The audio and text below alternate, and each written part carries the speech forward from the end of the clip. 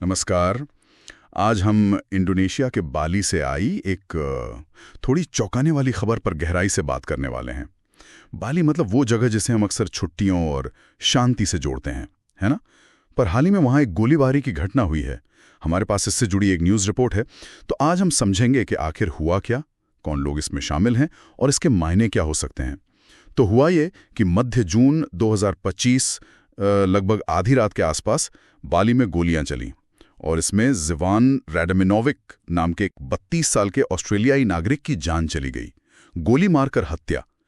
एक और ऑस्ट्रेलियाई संजय घनीम वो भी थे वहां और वो गंभीर रूप से घायल हुए। ये तो मतलब बाली जैसी जगह के लिए बहुत बड़ी बात है। हाँ बिल्कुल।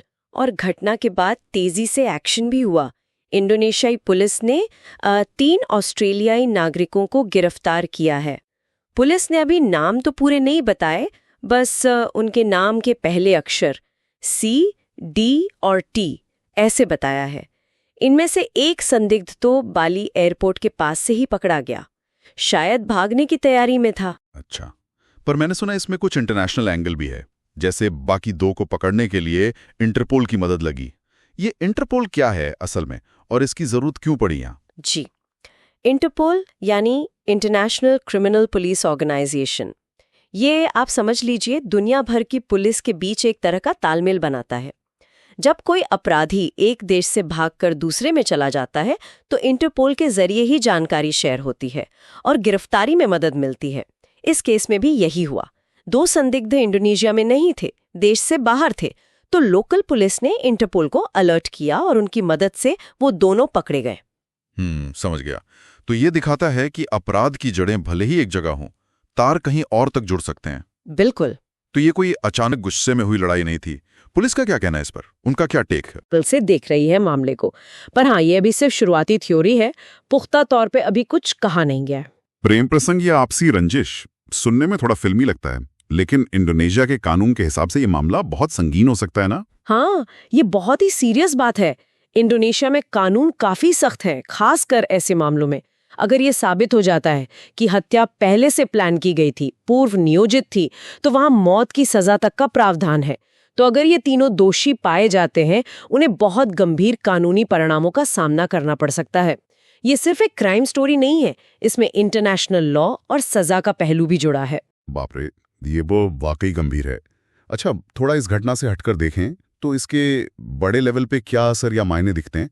एक तो ये इंटरपोल वाली बात हुई कि देशों को मिलकर काम करना पड़ता है। सही कहा। एक तो ये सीधी सीधी बाली जैसे फेमस टूरिस्ट स्पॉट की सेफ्टी पे सवाल उठाता है। लोग ऐसी जगहों पे घूमने जाते हैं, सोचते हैं सब सुरक्षित है, बेफिक्र रहते हैं। लेकिन ये घटना याद दिलाती है कि देखो, हिंसा कहीं भी हो सकती है। अब वहां की अथॉरिटीज के लिए ये चैलेंज है कि टूरिज्म भी चलता रहे और सुरक्षा भी बनी रहे। इसमें बैलेंस कैसे बनाएं? हाँ, ये तो है। एक घटना से पूरी जगह की इमेज पर असर पड़ सकता है। बिल्कुल। और दूसरा पॉइंट ये है, जो आपने इंटरपोल वाली बात से जोड़ा, कि कैसे आजकल पर्सनल झगड़े भी, मतलब आपसी रंजिशें भी, कितनी जल्दी एक इंटरनेशनल मुद्दा बन जाती हैं। शायद पहले हम सोचते थे कि इंटरपोल सिर्फ बड़े गैंग्स या आतंकवाद के लिए है, पर अब ऐसा नहीं है। टेक्नोलॉजी है, लोग आसानी से ट्रैवल करते हैं, तो छोटे समझे जाने वाले विवाद भी बॉर्डर पार कर जाते हैं और फिर कई देशों की पुलिस को साथ काम करना पड़ता है। इससे न्याय दिलाने की प्रक्रिया और जटिल हो जाती है। तो कुल मिला के देखें तो बाली में ऑस्ट्रेलियाई नागरिकों के बीच हुई ये गोलीबारी एक बहुत ही सीरियस मामला है। इसमें हत्या है, प्री प्लान मर्डर का शक है, इंटरनेशनल अरेस्ट हुए हैं और इंडोनेशिया के सख्त कानूनों के तहत मौत की सजा तक की नौबत आ सकती है। हाँ बिल्कुल। तो ये सारे पहलू उसमें जुड़े हुए हैं और आखिर में ये सोचने पर मजबूर करता है कि कैसे कोई निजी दुश्मनी या विवाद इतना बड़ा रूप ले सकता है कि वो इंटरनेशनल न्यूज़ बन जाए और 2 देशों के बीच की कानूनी कार्रवाई का कारण बन जाए। साथ ही ये घटना ये भी दिखाती है कि किसी टूरिस्ट डेस्टिनेशन की जो एक शांतिपूर्ण छवि होती है, वो कितनी नाजुक हो सकती है। एक हिंसक घटना उसे कैसे पल भर में बदल सकती है। ये दिखाता है कि अपराध और उसके असर अक्सर किसी एक जगह या सीमा तक ही सीमित नहीं रहते हैं। Thanks for watching. If you like the video, please like, share, subscribe and hit the bell icon.